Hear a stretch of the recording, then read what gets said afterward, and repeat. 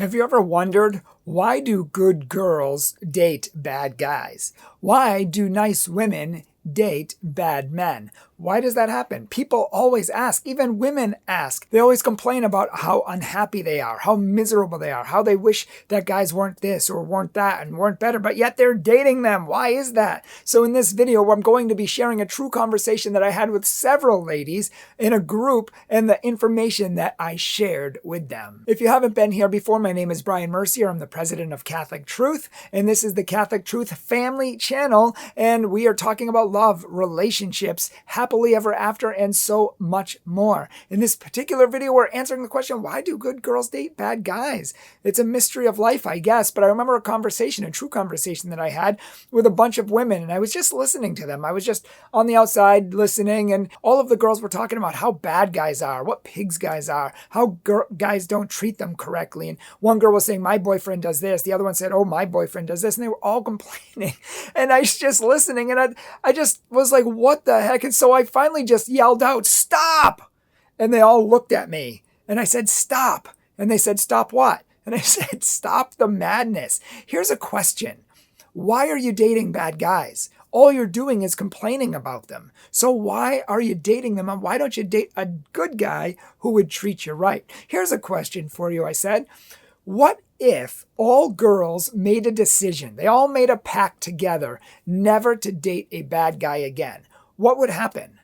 And they didn't answer me. And I said, what would happen if you never dated bad guys again? Here's the answer. Bad guys would be forced to change because no girl would actually date them. And if they wanted to get a date and if they wanted to go out with a woman, they would have to change and become better and raise their standards. So I said, here's the real deal, ladies. Maybe, just maybe, you need to get your standards out of the gutter, and maybe you need to stop dating guys who are beneath you and start dating guys who are good for you and who will treat you right, who are worthy of you. Because right now you're dating people who are not worthy of you. And they're not treating you the way you ought to be treated, the way you are worthy of being treated. In fact, when you love yourself and you have self-esteem and you know who you are and you're confident in that and you love yourself as a person, you're not going to date or even entertain dating anyone who will not treat you with a great dignity and worth, who will not treat you as you truly deserve to be treated. You are princesses, I told them. And if you know that and you recognize that, you will not stoop down to date people who will not treat you like that.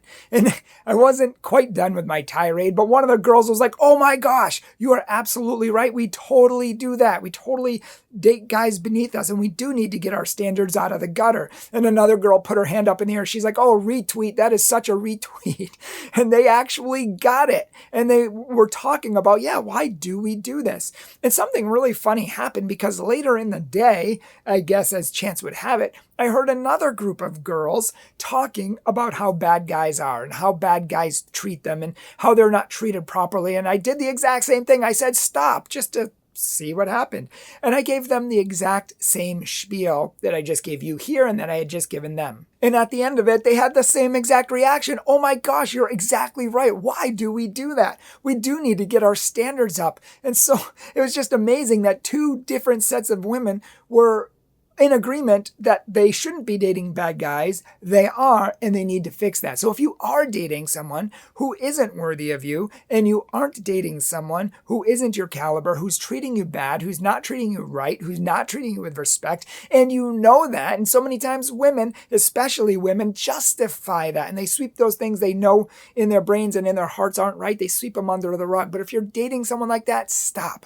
Get out. Raise your standards and date someone who's better than you. Don't buy the lies. Stop living in fear that you're never going to find anyone. Stop buying the lies that this is as good as that you're going to get, or this is all you can find, or there's no good guys out there, and all the lies that the devil puts in your mind to make you compromise. Stop compromising. You will not find happiness if you compromise. You will not find love if you compromise. You will not find peace and fulfillment in that relationship that you're craving if you compromise, if you live in fear, if you stop dating good guys and only resort to dating bad guys. Yes, I agree. It might take longer to find a good guy, but we must trust in God. We must trust that He has a plan for us. If we are called to marriage, we are going to find someone because God has a person for us. So we shouldn't be living in fear. And yeah, it might take a little longer, but it's worth the wait. Why pick up baggage along the way that's only going to come out in your future marriage? It's only going to hurt your spouse, hurt your kids, and hurt yourself. Put away the baggage. Say no to the baggage. Say no to the bad relationship. Say no to the compromise. Say no to a lot of things. And even if men force you to do stuff, say no. Hold to what you know is true, to what you know is right, and to what you know is good and what you want in your heart, and that which is from God. No compromise. You are worth more. And if you need to watch other videos on this channel or on our other Catholic Truth channel, we have so many more videos coming on love and relationships. What is love? How do you find it? How do you keep it? 50% of our country gets divorced. So even if you find it, how do you keep it? How do you make love work? What does it look like to be the top 7% of married couples in this country who have phenomenal marriages, who love them all the way through? They love each other. So check out our other videos if that is of interest to you.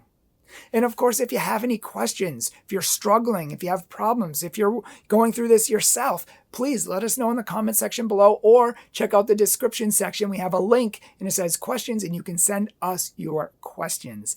Please feel free to do that. So check out our questions below. Check out our social media below if you would like to follow us more. If you would like hundreds of more videos, check out our main channel, Catholic Truth. And if you want to support us on Patreon or PayPal and support our ministry so we can keep making videos and changing the world with the truth that sets them free, please consider doing that. Thank you so much for watching and God bless you.